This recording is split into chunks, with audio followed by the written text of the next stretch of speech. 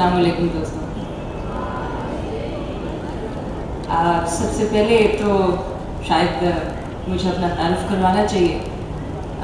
میرا نام عالیہ امیر علی ہے. میں قائد اعظم یونیورسٹی میں ایم فل کی اسٹوڈنٹ ہوں, اینتھروپولوجی پڑھتی ہوں. ساتھ میں نیشنل اسٹوڈنٹ فیڈریشن سے تعلق ہے. آپ یقین مانیں ابھی بھی زندہ ہے. اس پر میں بات کروں گی, بہت ساری باتیں کرنا چاہتی ہوں مر کے, لیکن میں ساری نہیں کروں گی. اور سب سے پہلے میں فرینڈز آف ڈاکٹر سرور اور بینا سرور کا خاص طور پہ شکریہ ادا کرنا چاہتی ہوں کہ انہوں نے بہت عرصے کے بعد ہماری توجہ طلباء سیاست کی تاریخ کی طرف کی, اور پھر کہ ہم جیسے ادنا کارکنوں کو یہاں پر آ کر اپنے خیالات کا اظہار کرنے کا موقع دیا.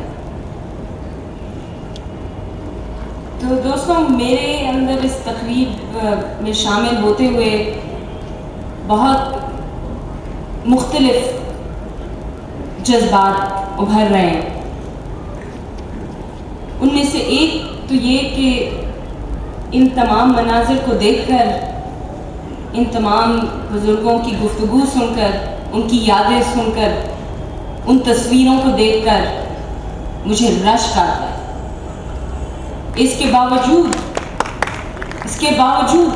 کہ آپ کا دور یقیناً بہت سخت تھا. ہمیں بار بار یہ بتایا جاتا ہے جب ہم دوستوں کی کہانیاں سنتے ہیں, کولی کیمپس کی کہانیاں سنتے ہیں, لال قلعے کی سنتے ہیں, جیلوں کی سنتے ہیں, ڈنڈوں کی سنتے ہیں, کوڑوں کی سنتے ہیں, بڑے بڑے جلسے جلوسوں کی سنتے ہیں, اور آپ یقین مانیں مجھے پھر بھی رشک آتا ہے. کیونکہ ہم بے شک جسمانی فزیکل جبر سے نہیں ہمیں گزارا جاتا, لیکن جس جبر کا آج اس نوجوان نسل کو اور آج کے طلباء جس قسم کے جبر کا شکار ہیں وہ آپ نے نہیں دیکھا. اور وہ ذہنی جبر ہے, وہ بے حسی ہے, وہ ڈیپولیٹیسائزیشن ہے, وہ امید کا خاتمہ ہے, اور وہ یہاں پر بائیں بازو کے زوال کا بھی ایک بہت بڑا امپیکٹ ہوا ہم پر. دوسری طرف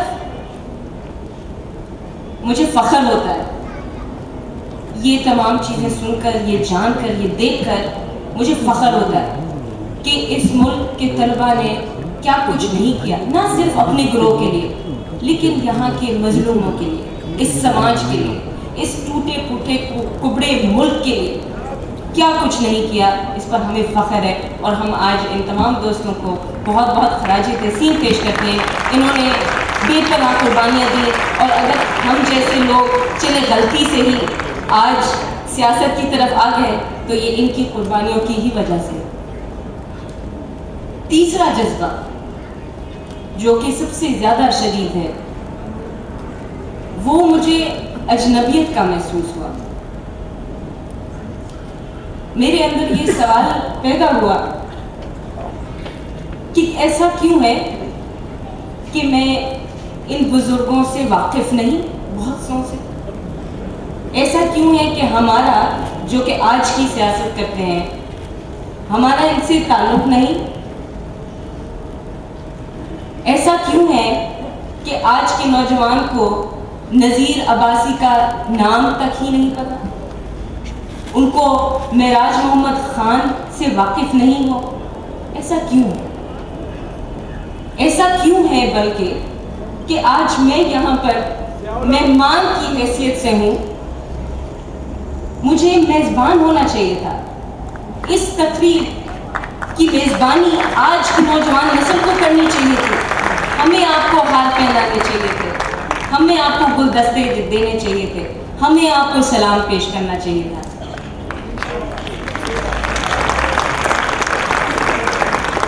لہٰذا ہمیں سوچنے کی ضرورت ہے کہ ایسا کیوں ہوا. مجھے یہاں سے آواز آئی ضیاء الحق, ضرور اس میں بالکل ریاست کا کردار ہے, بے شک اس میں عالمی سیاسی تبدیلیوں کا بھی کردار ہے, لیکن اس میں آپ کا بھی کردار ہے, اور اس میں ہمارا بھی کردار ہے.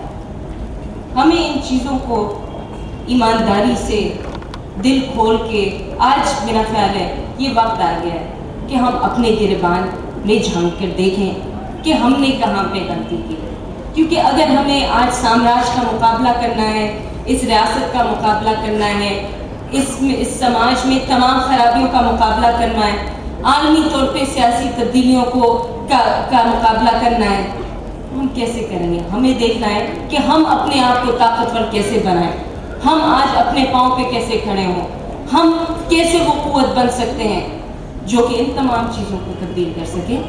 اور اس کے لیے یہ بہت ضروری ہے کہ ہم اپنی کمزوریوں کو پرکھیں, ان کو دیکھیں اور پھر ان سے سیکھیں. لیکن ماضی کی باتیں تو ظاہر ہے, بلکہ میں یہاں پر زیادہ سننے آئی ہوں, سنانے کم. مجھے افسوس ہوتا ہے کہ میں اگر کوئی مجھ سے کہتا کہ آپ 53 کی موومنٹ پر بات کریں تو میں نہ کر سکتی, ایمانداری سے میں نہ کر سکتی. لیکن میں جو کر سکتی ہوں وہ یہ کہ میں آپ کو تھوڑا سا بتا سکتی ہوں کہ آج کا نوجوان کہاں کھڑا ہے, وہ کیا سوچ رہا ہے. اور یقیناً آپ کو کوئی اتنی شاندار رپورٹ نہیں ملے گی جس طرح کہ ہم نے آپ کی تاریخ کے حوالے سے دیکھی. ہماری تاریخ بہت مختلف ہے. اس حوالے سے میں ایک دو نکات پر آپ کی توجہ مبذول کرنا چاہوں گی. ایک تو ان میں سے یہ کہ ہمارا ریوائول اس کو کہا جا سکتا ہے, وہ کافی حد تک ہمارے جنرل مشرف صاحب کی مہربانیاں ہیں.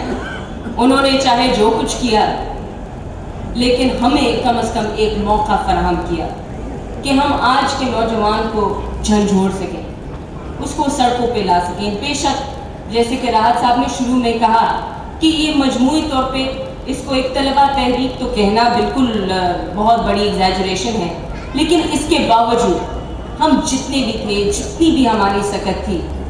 میں ایک مثال دوں گی.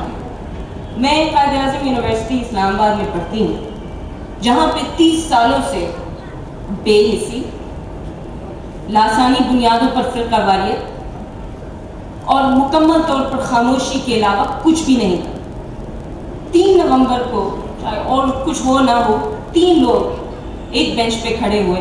انہوں نے کہا آپ آئیں یا نہ آئیں, ہم اس کے خلاف احتجاج کریں گے. ہمارے ساتھ 3 نہیں 300 لوگ نکلے. ایک دن نہیں, 2 دن نہیں, 3 مہینے تک 3 مہینے تک اس مردہ کیمپس میں جان آئی. لوگ باہر نکلے, انہوں نے تقریریں کی, ان لوگوں نے جنہوں نے کبھی زندگی میں مطلب سوچا بھی نہیں تھا کہ وہ پبلک سپیکنگ کریں گے.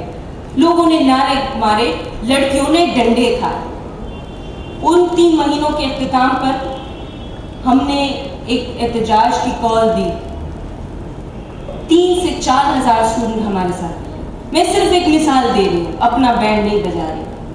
صرف یہ ایک مثال ہے کہ شاید ابھی بھی امید ہے, گنجائش بہت ہے کام کرنے کے لیے. اور مشرف صاحب کی مہربانیوں سے, صاحب تو ان کو نہیں کہنا چاہیے, جنرل مشرف کی مہربانیوں میں سے ایک یہ ہے کہ ہمیں ایک موقع فراہم. دوسری طرف ایک اور بہت اہم چیز ہوئی ہے ان پچھلے عرصے میں, اور وہ یہ کہ موجودہ حکومت نے طلبہ یونین کی بحالی کا اعلان کیا, اور اس پر جو طلبہ کا اپنا رد عمل تھا وہ بہت اہم ہے.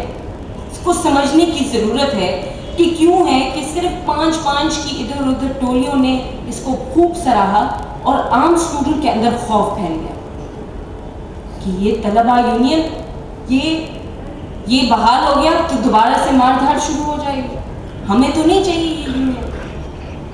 آج کے طلبہ کو یہ پتہ ہی نہیں ہے کہ یونین میں اور طلبہ تنظیم میں کیا فرق ہے. ان کو ایک چیز سمجھتے ہیں. تو جب ان بنیادی چیزوں پر بھی ہمارا آج کا طالب علم ان چیزوں سے ہی ناواقف ہے, تو یہ ایک ہمارے لیے ایک وارننگ سائن ہے کہ ہم جس چیز کے وارث بننا چاہتے ہیں ہم وہ نہیں بن پائے. ہم وہ بننا چاہتے ہیں لیکن ہم کیسے بنیں گے؟ اس میں آپ کا بھی کردار ہے, ہمارا بھی کردار ہے. مجھے تو لگتا ہے کہ یہ تمام جو سنہرا دور ہے جس کی یہاں پر اتنی مطلب خوبصورتی سے اظہار ہوا, اس کی اتنی اچھی ڈاکیومنٹیشن ہوئی, یہ جیسے کہ زمین پہ کہیں پڑا ہوا ہے, بس پڑا ہوا ہے, اس کا کوئی استعمال نہیں ہو رہا. نہ تو آپ اس کو استعمال کر رہے ہیں اور نہ ہم. آپ سے مراد یہاں پر ترقی پسند, آپ اس کو کہہ لیں, لیفٹسٹ کہہ لیں, کمیونسٹ کہہ لیں, لیکن اس ملک میں, اس سماج میں بنیادی تبدیلی لانے والے لوگ اس تاریخ کو استعمال نہیں کر رہے اس انداز میں جس انداز میں ان کو استعمال کرنا چاہیے. اور ہم بھی اس قابل نہیں بنے کہ ہم آپ سے وہ ورثہ لیں اور اس کو سنبھال سکیں. لیکن آج میں آپ سے اپیل کرنے آئی ہوں کہ خدا کے لیے ہم یہ کر سکتے ہیں. اس تقریب کا اور اس ہال کے بھرے ہونے کا مطلب ہی یہی ہے کہ آج بھی لوگوں میں یہ خواہش ہے کہ ایک بار پھر ہمارا کوئی وجود تو بنے. وجود کے بعد قوت بنے گی. ہم تو اپنا وجود تک کھو گئے ہیں. ہمیں اپنا وجود قائم کرنے کی ضرورت ہے, اور اس کے لیے جو ایک چیز جو کہ لیفٹ نہیں کر پائی ہے ابھی تک, اور جس کو ملا ہر بار بڑی کامیابی سے کرتا ہے, وہ ہے اتحاد. ہم 19-20 کی باتوں پر ایک دوسرے کے گلے پڑ جاتے ہیں, لوگوں کو تقسیم در تقسیم کرتے چلے جاتے ہیں. کس لیے؟ اس سے کیا حاصل ہوتا ہے؟ ماں سوا کمزوری کے اور کچھ نہیں. لہذا میں آخر میں, حالانکہ یہ جلسہ نہیں ہے اور نہ ہی میں لیڈر ہوں, لیکن میں اپنی گفتگو کا اختتام ایک نعرے سے کرنا چاہتی ہوں, جس کا جواب آپ کو دینا ہوگا, کیونکہ اس میں ہم دونوں کے لیے پیغام ہے. ہم دونوں سے مراد موجودہ نسل اور ہم سے پہلے والی نسل. میں آپ سے درخواست کروں گی کہ آپ جواب میں کہیں, آؤ ہمارے ساتھ چلو, ہاتھوں میں لے کر ہاتھ چلو, ہم بدلیں گے حالات, چلو کٹ جائے گی ظلم کی رات, چلو ہم خوف سے لڑنے جاتے ہیں, ہم جبر کا کعبہ ڈھاتے ہیں, سنو اپنے دل کی بات, چلو ہم سچ کہتے ہیں جھوٹ نہیں, منظور ہمیں یہ لوٹ نہیں, اب فوجی وردی بوٹ نہیں, چلو روکے ان کے ہاتھ, چلو چلو روکے ان کے ہاتھ, چلو ہم تنگ ہیں فوجی وردی سے, سرکار کی دہشت گردی سے, کب تک جوڑو گے ہاتھ, چلو ہاتھوں میں لے کر ہاتھ, چلو ہاتھوں میں لے کر ہاتھ, چلو ہاتھوں میں لے کر ہاتھ, چلو